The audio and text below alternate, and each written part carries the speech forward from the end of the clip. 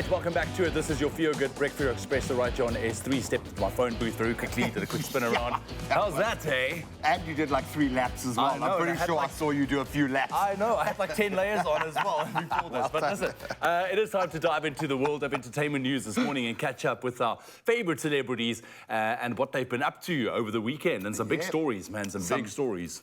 They don't get bigger than this. In fact, certainly if you're a fan of Tupac Shakur or anyone who lived through probably one of the most dominant eras of hip-hop. So we know that Tupac was gunned down in 1996. Now, 27 years on, a suspect has officially been arrested and charged with murder. This is massive. So on Friday, Las Vegas police, they held a press conference revealing that Dwayne Davis has now been officially taken in by authorities. He has certainly aged. The Las Vegas Metropolitan Police Department Lieutenant Jason Johansson stated that Dwayne Davis was the shot caller for this group of individuals that committed this crime, and he orchestrated the plan that was carried out. That's massive. They wouldn't have made a statement like this if the case wasn't ready. Well, it's taken them nearly 30 years to build the case. And the crime actually happened on September 7th. That was the notorious date on 1996. Tupac Shakur was just 25 years old, had just left Mike Tyson's boxing match at MGM Grand Hotel and Casino. It's like a script from a movie. And he was sitting in a black BMW with Sage Knight of Death Row Records when they were attacked by someone in a white Cadillac. And Tupac was shot 4 times and spent 6 days in hospital before he sadly passed away. Shakur is a legend in the music world, I think, because of his voice. And he sold more than 75 million records worldwide. I'd love to know how many posthumously, but I think a voice within culture as much as music that was lost to the world at that time. Short period. I mean, like we said, he was only 25 years old, but he made such a global impact. But it's crazy that after all these years now, starting to make some advances. So crazy, but watch that space. Yeah, and then over to some fashion, Paris Fashion Week. The story. It is currently underway in Paris with the who's who of the fashion industry strutting their stuff down the red carpet and the runway.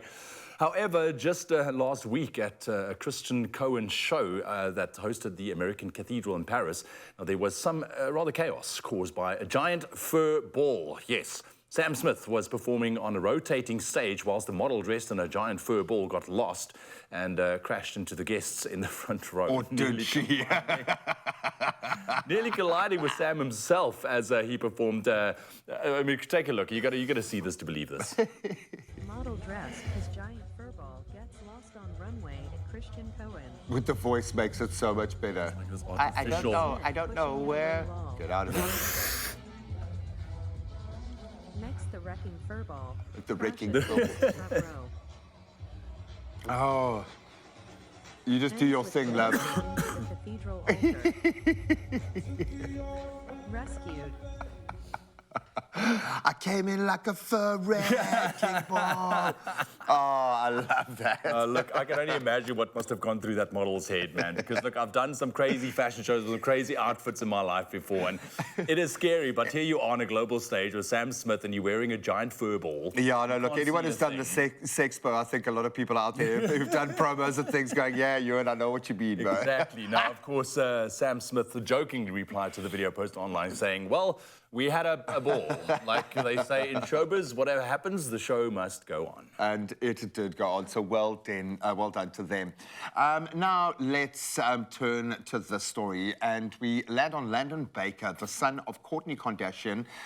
Barker's husband, Travis, has now opened up about the way that he felt about being a big brother, which is really, really beautiful.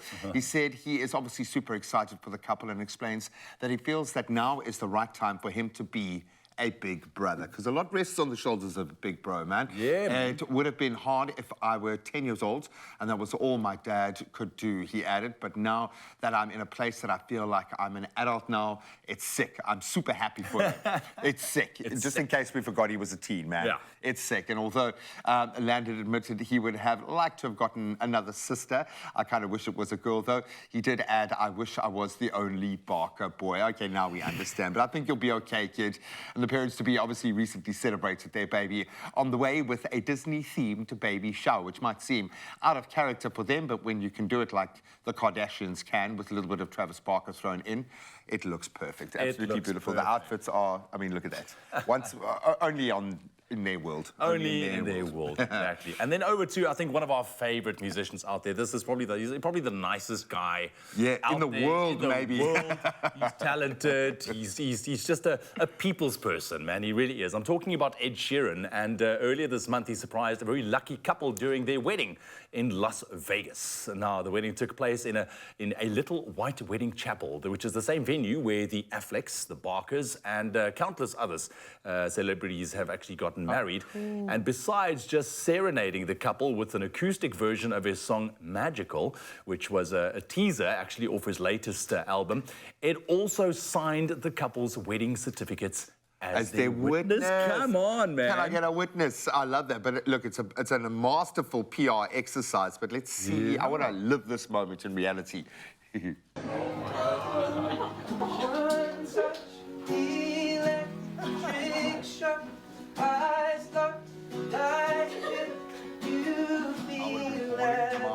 Out. World stops just us here on the dots, the darkness of the Wasn't invited. out of the blue. Is this how it feels to be in love? This is magical.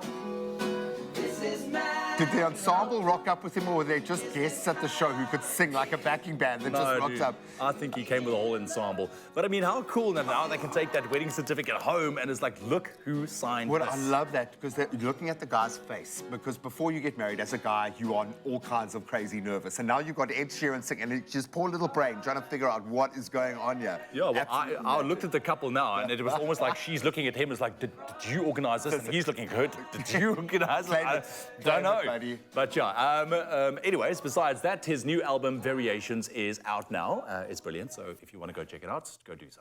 Yeah, or he might come to your wedding to promote it next. You just don't know. And that's it from our entertainment news desk for today. Some good, some bad, some pretty ugly. Ewan, speaking of pretty...